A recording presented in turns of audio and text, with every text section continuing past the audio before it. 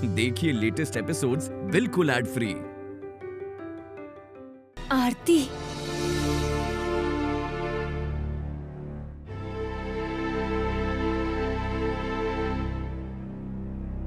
यश जी के हाल पूछत रहलू ना?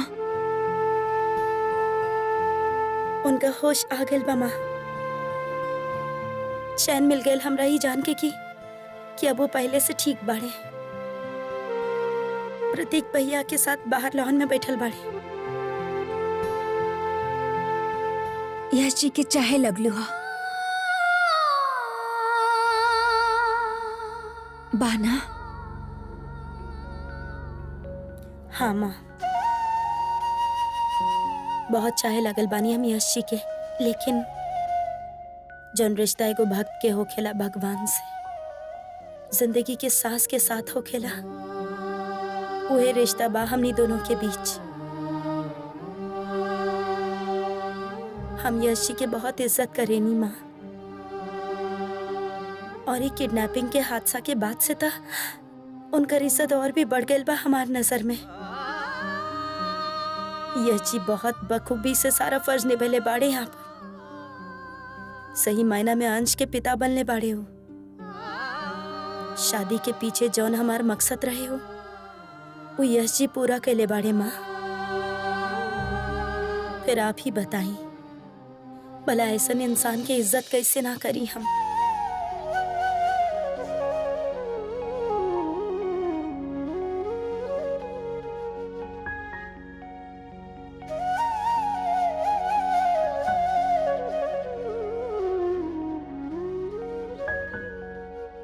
अच्छा लगल सुन के। आरती, एक रिश्ता के अंदर से ही जिंदगी भर के शुरुआत होखेला। पहले होखेला इज्जत, फिर दोस्ती,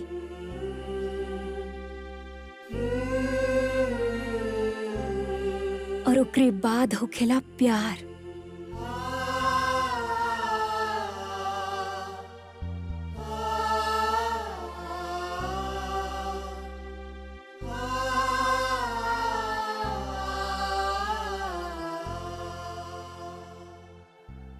एगो रिश्ता के अंदर से ही जिंदगी भर के शुरुआत होखेला। पहले होखेला इज्जत, फिर दोस्ती, और ओकरे बाद होखेला प्यार।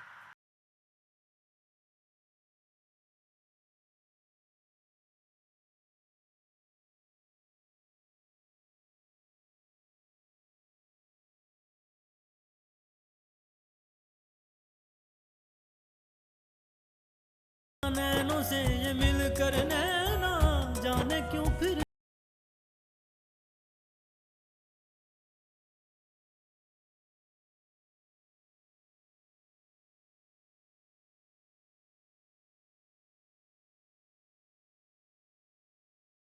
हर उलझन को सुलझाए, हंसक मीठी सी ले जाए।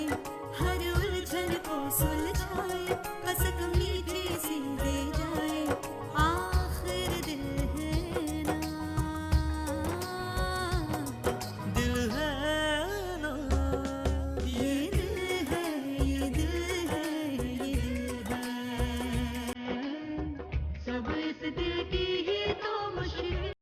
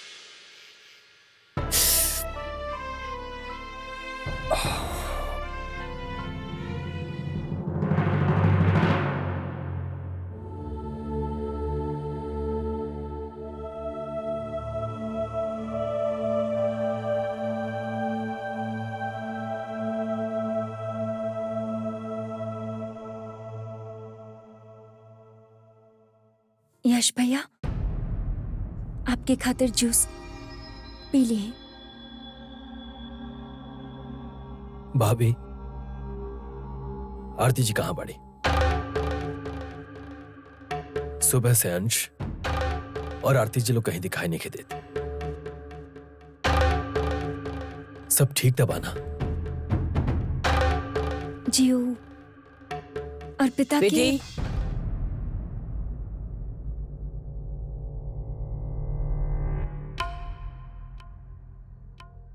पलक और पायल सवेरे से कुछ नहीं खैले।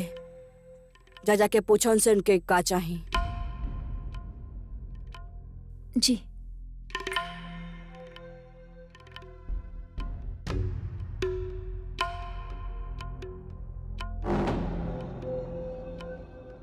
तोहरे सवाल के जवाब हम देते नहीं बेटा।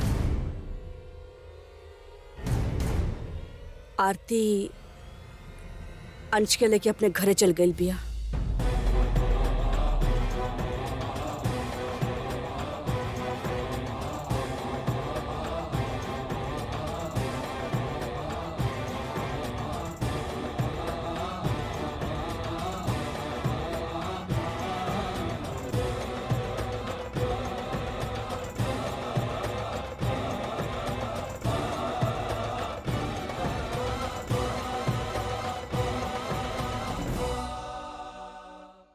इससे अच्छा बेटा आरती अंश के लेके एक घर छोड़ के चल गई बिया। बहुत रोकनी जा हमने की ओके, बहुत समझे नहीं, पर ना मल्लस। दुख भैल पर शांति से बैठ के सोचने तो लागल कि अच्छा ही भैल। काहे कि जगह बच्चा खातिर तो अपने जान के परवाह ना कैला, वो एक बार भी तुम्हारे बारे में ना सोचलस और कहे कि हम पलक और पायल के माँ बना के ले रहनी जा, पर अपना बच्चा के सिवा क्यों के ना हो पैलस। बात सिर्फ इतना ही ना रहल बेटा, तोहरे बाबूजी के अपमान कहिलस, ना जाने का कह देलस उनके, पर के दोष देवे से का फायदा। दोष हमनियों के तह हमने तोहरे खातिर गलत लेके चुन के लिए नहीं जा। बेटा तुम्हारी शादी ना निभ पैलस, ओकर हमके बहुत दुख बा। हो सके तो अपने माँ के माफ कर दिया।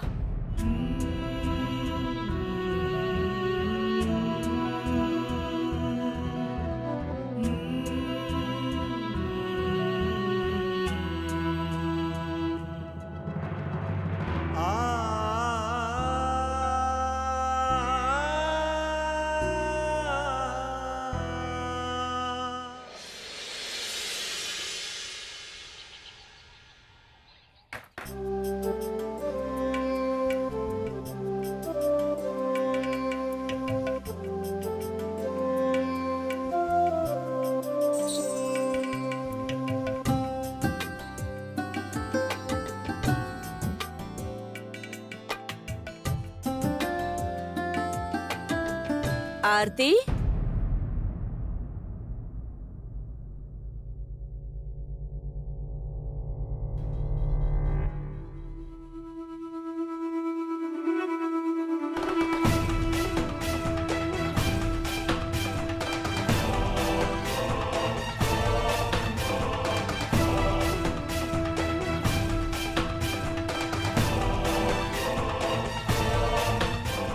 हमरे भगवान की कसम चौक गई का तू। वैसे का सोचले रहलू तू? कहीं ए उम्मीद में तो ना रहलू कि यश आई है?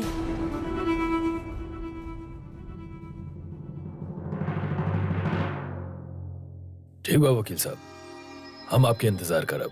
जी बाबूजी, आपके नहीं क्या लगत कि हम लोग जौन कुछ कर रहल बानी जल्दीबाजी में करत बानी? हमार मतलब हम जल्दबाजी में कोनो निर्णय ना लेनी प्रतीक। आज भी जौन करतनी बहुत सोच समझ के करतनी। यही में हम सब लोग के खुशी बा, हमार परिवार के भलाई बा। मम्मी जी चाय। विधि चाय। बड़ बहू, आज से पहले तक कबो तू वही गलती नहीं कैलू, फिर आज का हो गई? का भइल बाबूजी? हम कॉफी पियनी, चाय ना।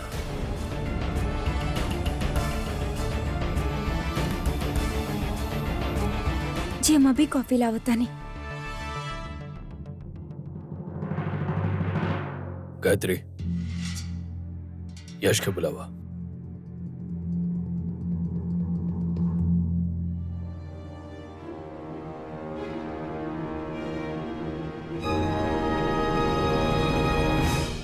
आपके एलके से पहल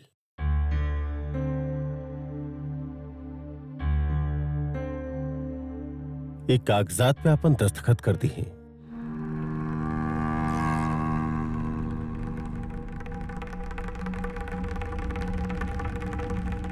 डिवोर्स पेपर्स?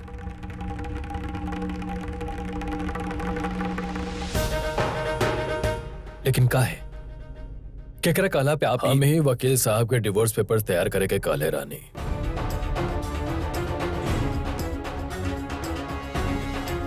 दोनों परिवार के लोग यह तय कर ले यश, और ये फैसला से हम पूरी तरह से सहमत बानी।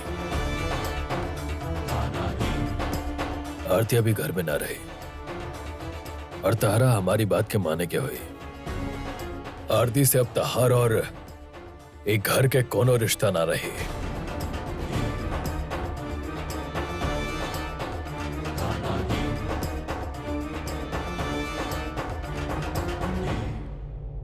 सोचा मत, साइन करा।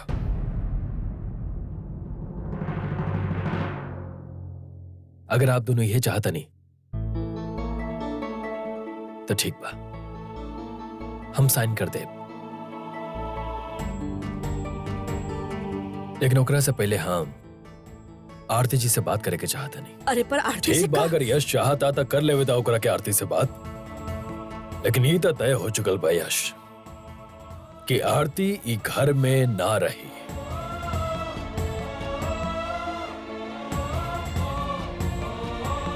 आप जैसन चाहे वैसा ने होई भाऊजी, लेकिन एक बार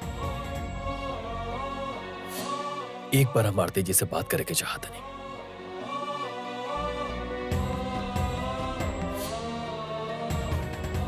आरती के फोन करे से पहले एक बार ई तो देख लो कि हमरे हाथ में का बा।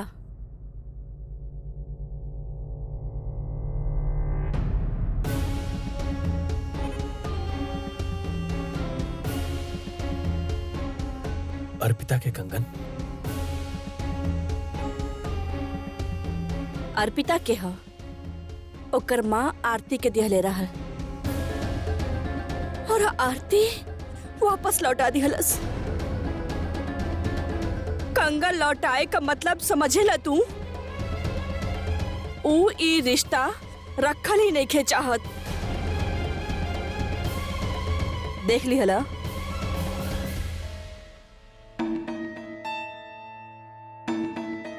कितना इज्जत करे ले तुहार और तुहरा रिश्ता के।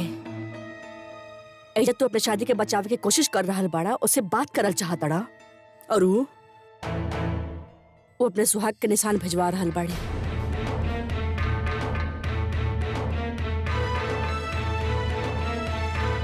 तोहरा के अबो लागेला कि तोहके उससे बात करे के जरूरत बा?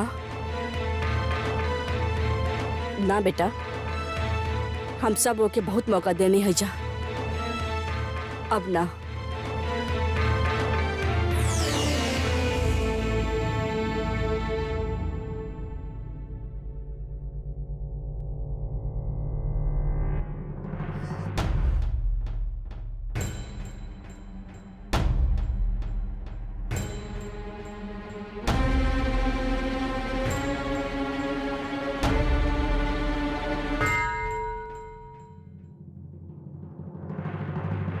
रह दयश ना होगी तोहरा से।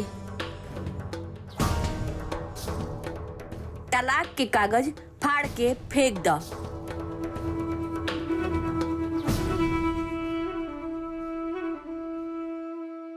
ऐसा मत करी भाभी। कितना मुश्किल से यश अर्पिता के भुला पहले बा, और अब वो आरती के चाहेला। वो अपनी जिंदगी में आरती के अर्पिता के जगह देवल चाहत बाड़े।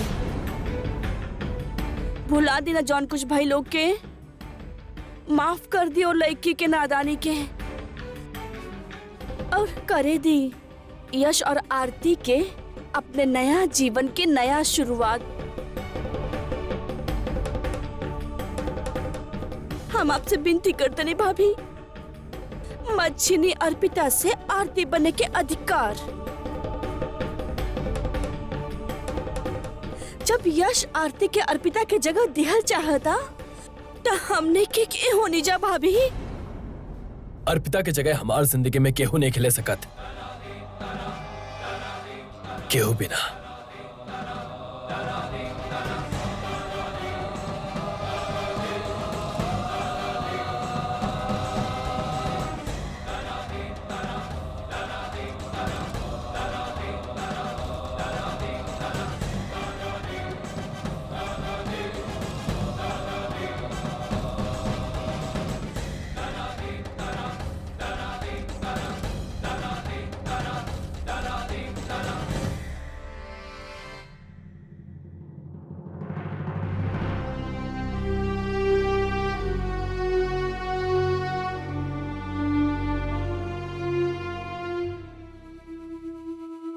यह तीर को तो इंतजाम करे गए रहनी हम आरती के पास। यश चाहेला कि तू अर्पिता का ई कंगन लौटा दा।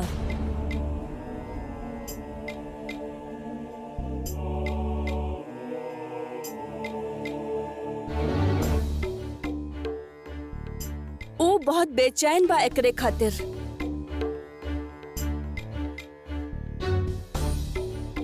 लावा वापस कर दा।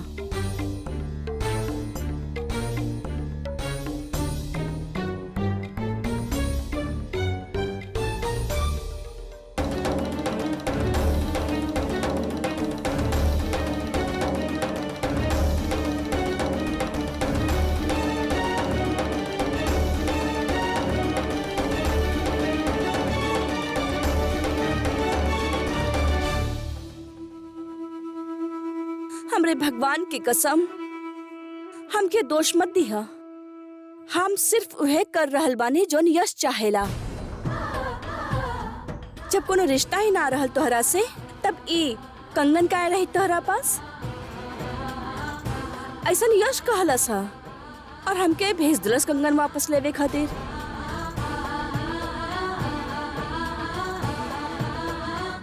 ई कंगन ओके अर्पिता का याद दिलावेला। ई बात त जाने लू ना तू?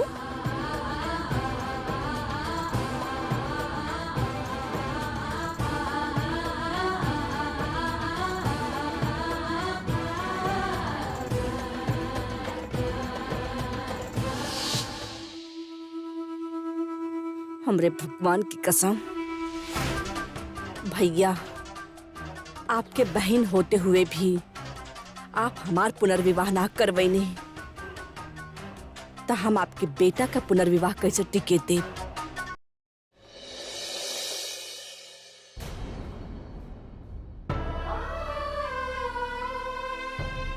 हमरा विश्वास ही ना हो रहल बा कि यश जी वो कंगन वापस मंगवेले होखी हैं। यश जी इतना छोटा विचार वाला कैसे हो सकेले? कहीं बुआ जी? हाँ, इशारा कइल दहल बुआ जी के ही होई। आरती,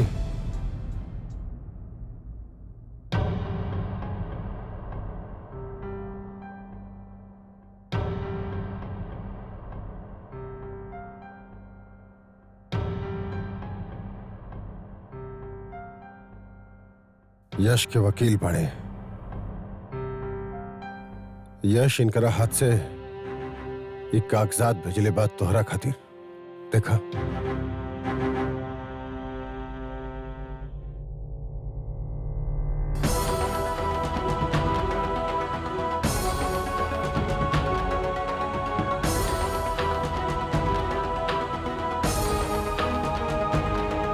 भ्रम ना हकीकत बा।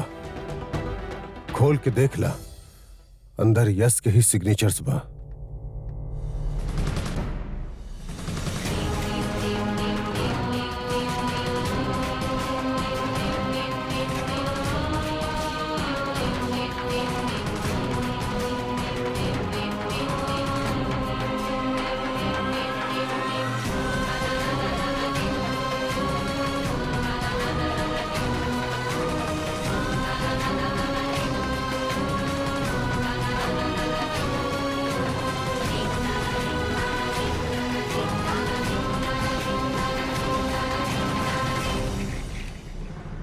यश भी अपन मर्जी से ई पेपर्स पे साइन कर देले पड़े।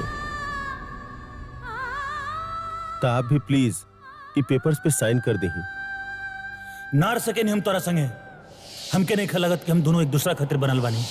अरे काहे रही हम तोरा साथ जब हम तो से प्यार ही ना करेनी। साथ फिर लेबे के मतलब ही ना कि हम जिंदगी भर के कैद मंजूर कर ले बानी। हम तो के रिश्ता से आजादी दे देनी।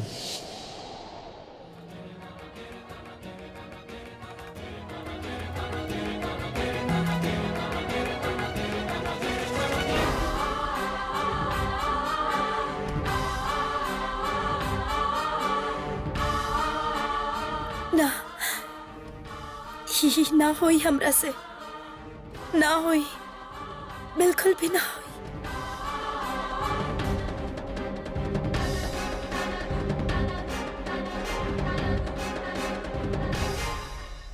वकील साहब, आरती के थोड़ा वक्त लगी। ये सब आसान नहीं क्यों ओकरा खातिर। I hope you understand. Yes, पर जैसे ही ई पेपर्स पे साइन कर लेवे तो प्लीज आप हमारा इन्फॉर्म कर दे हम। थैंक्स।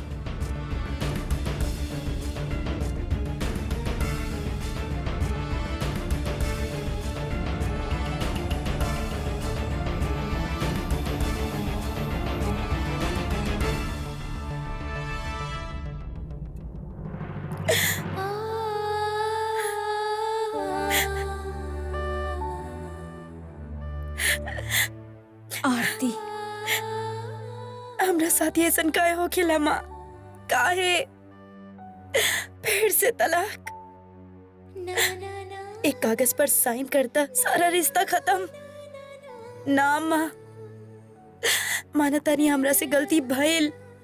यश जी के साथ होके के बाद भी अपन दुनिया में जियत रहनी, उहे हमरा से गलती भइल। लेकिन एक गलती के इतना बड़ सजा, तलाक। पहला बार तलाक विशाल जबरदस्ती देलस, बाकी दोसर बार तलाक काहे माँ? एकर मतलब बा हमरा में ही कहीं कोनो कमी बा। यही से था पहले विशाल छोड़ के चल गई और अब यश जी भी। हम रिश्ता जोड़ तो लेनी माँ, लेकिन ओकरा संजोग सहेज के रख ना पैनी, ना रख पैनी। तो हर तड़प महसूस कर सकेनी आरती, समझ सकेनी कि एगो रिश्ता में जुड़ जाए के बाद औरत खातिर ओकरा से अलग होखल कितना मुश्किल है। देख आरती, जौन भइल बहुत गलत भइल। अपना आप के और तकलीफ मत था। साइन कर दे डिवोर्स पेपर से बेटा। ई का कहतानी आप? आपके मन में जरा सा भी दर्द नहीं खे? कैसन बा करतानी आप? शोभा ये रिश्ता में बचल ही कबा। यस डिवोर्स पेपर पे साइन कर देले बा। एकर मतलब का होखेला? अपन परिवार के तरह यश भी ये रिश्ता खत्म कर चाहता। आरती, जब रिश्ता ही नहीं खे तो आंसू काहे बहावे के? हमार मानत है डिवोर्स पेपर पे साइन करता आरती। उम्मीद के सहारे पल पल मरता ना रहूं।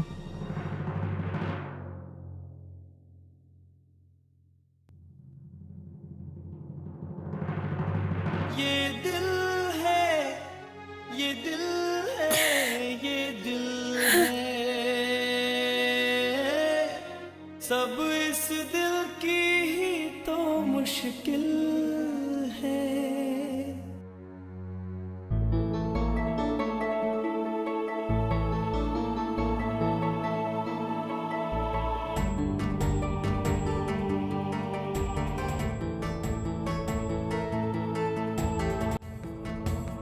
अगर तू आरती जी के बारे में बात करे के चाहता रहा तो हमरा उनका बारे में कोनो बात नहीं के सुने के। ना भैया, ऐसा कोनो भी बात नहीं है। आप भाभी के गलत समझ। हमरा खातिर भी डिवोर्स पेपर साइन करल आसान ना रहल छोटे, लेकिन तू ही बतावा आरती जी के कंगन वापस कइल एकर का मतलब बा? यह ना कि उनकरा ई रिश्ता से कोनो लेहल देहल नहीं के। अब बात करे के रहिए का गई, कुछ दिन के बाद सब कुछ पहले जैसन हो जाए। डोंट वरी छोटे, हम जानत नहीं कि तारा वजह से रिश्ता भइल रहे, लेकिन शायद हमार किस्मत में ही रिश्ता के सुख नहीं के, चाहे वो अर्पिता के साथ है, प्यार के बंधन होके या चाहे आरती जी के साथ बच्चन खातिर कल गई शादी। पापा अब तो आप ठीक हो गए नी ना? पापा चली ना, हमनी के एनुअल डे की प्रैक्टिस करावे। ठीक बा, लेकिन ओकरा से पहले चला।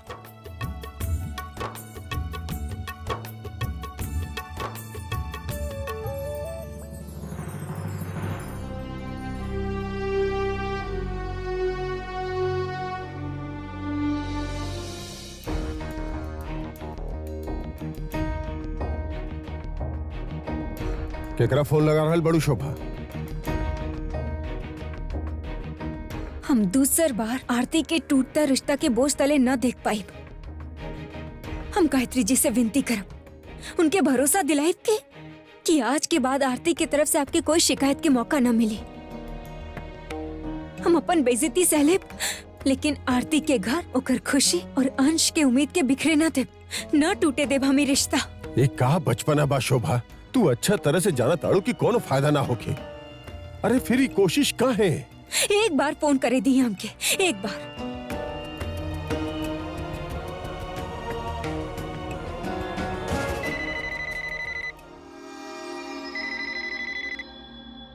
हेलो। हेलो, हम शोभा बोला तानी। जी नमस्ते आंटी। नमस्ते बेटा, हमार गायत्री जी से बात करा दा। जी मम्मी जी, शोभा आंटी के फोन है। कही था हमरा के बात नहीं के करे के।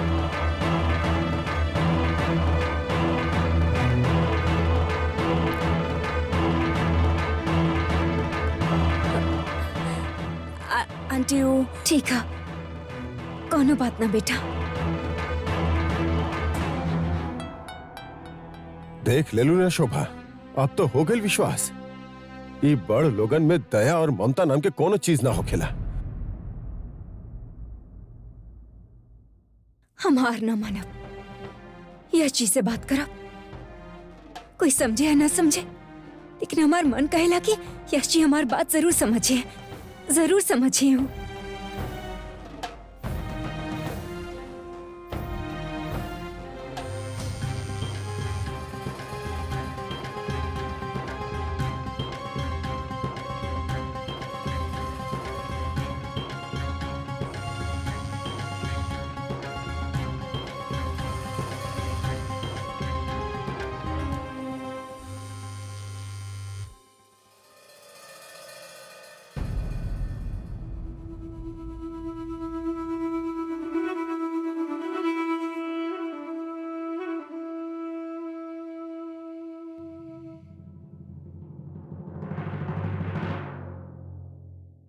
नंबर से संपर्क करना चाहते हैं वो इस वक्त उपलब्ध नहीं है।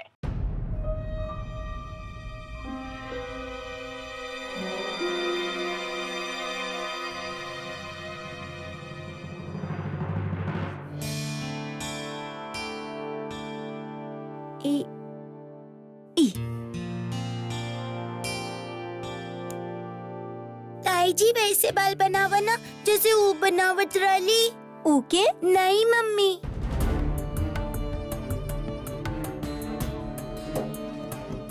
ना ना ना, सौतेली मम्मी।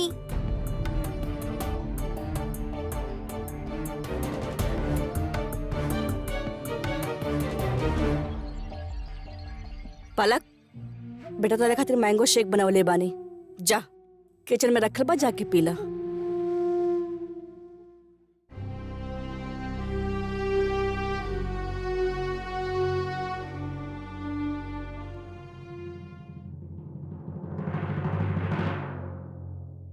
अरे वाह, हमार राजा बेटा तो झट से दूध पी ले और कराटे क्लास भी जा रहा। का बात था? ताकि हमके भी नया पापा की तरह बने क्या?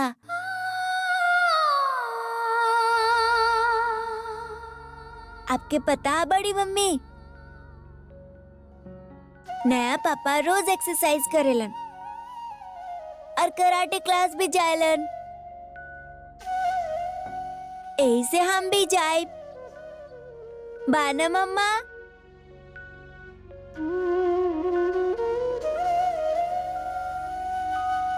बहुत बात हो गई लंच, चला ना तो फिर अभी क्लास खातिर लेट हो जाएगा। चला उतरा। माँ, हम अंश के क्लास छोड़ के घर आ जाए। आरती बेटा,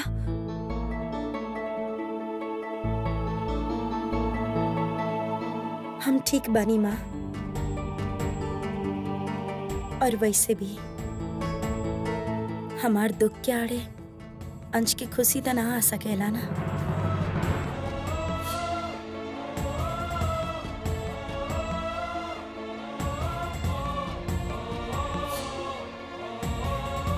हमरा पूरा विश्वास रहे आरती अपना आप के संभाल ली।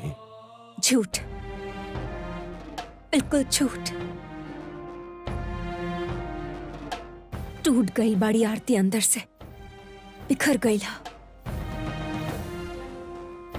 यश जी के साथ के ओकर प्यार की जरूरत है आरती के, लेकिन ना, ये बात आप ना समझब कब ना। आपके तो सिर्फ ओकर चेहरा के मुस्कुराहट नजर आवेला, लेकिन हम जाने नहीं कि मुस्कुराहट सिर्फ अंश खातिर हा।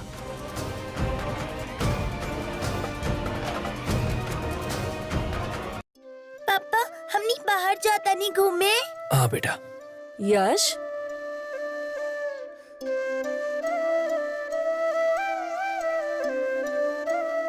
कहाँ जा रहल बड़ा बेटा? तोहार घाव अपन भरल नहीं खे, तू आराम कर बेटा। हम ठीक बानी माँ, घर में बैठल बैठल मन नहीं लागत। चला बेटा।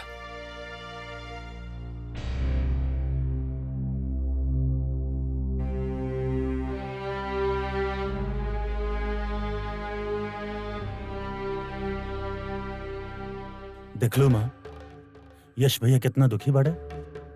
ये जौन कुछ भी भइल बिल्कुल ठीक ना भइल, लेकिन आप लोगन के का, आप लोग तो आरती भाभी के घरे भेज देनी। अब ना ही भाभी खुश रह पई हैं और ना ही यश भैया। प्रतीक, अपने हाथ में रह के बात करा। इतना बड़ा नेका भइल तू कि अपने माँ के नसीहत करा। आखिरी बार कह रहल बानी, हमरे सामने अब आरती के नाम भी मत लिहा। और अब तक चाहे जौन भी हो जाए, ओ लड़की के साया हम बिल्कुल भी यश पर पड़े ना दें।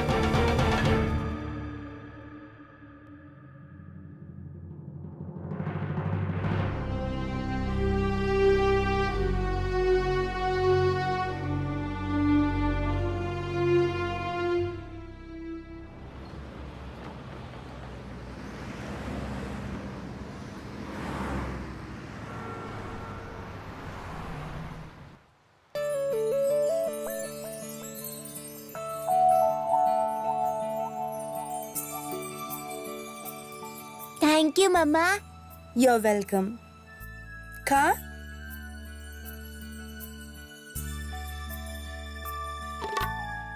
मम्मा, अगर नया पापा होतन तो कितना मजा आयत ना।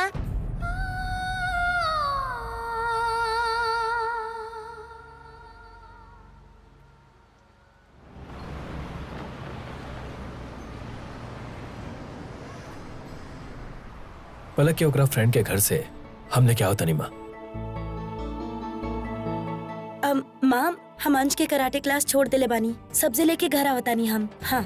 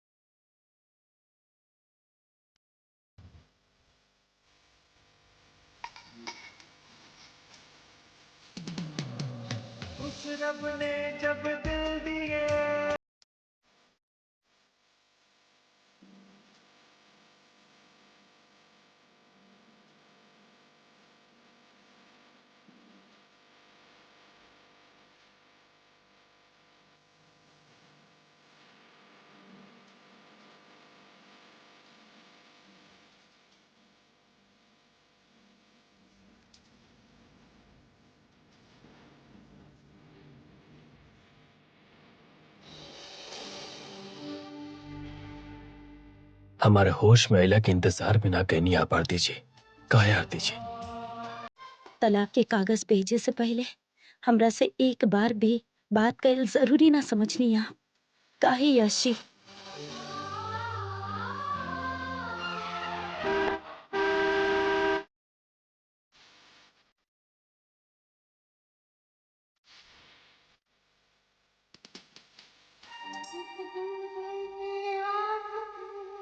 एक दूजे के वास्ते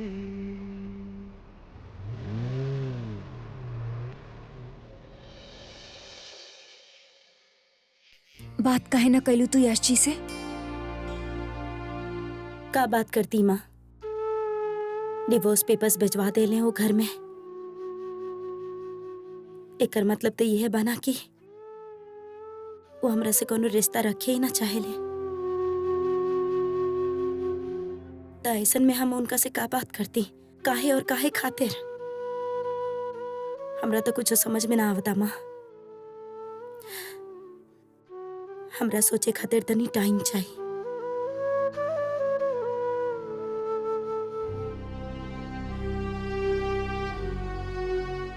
टाइम चाहिए?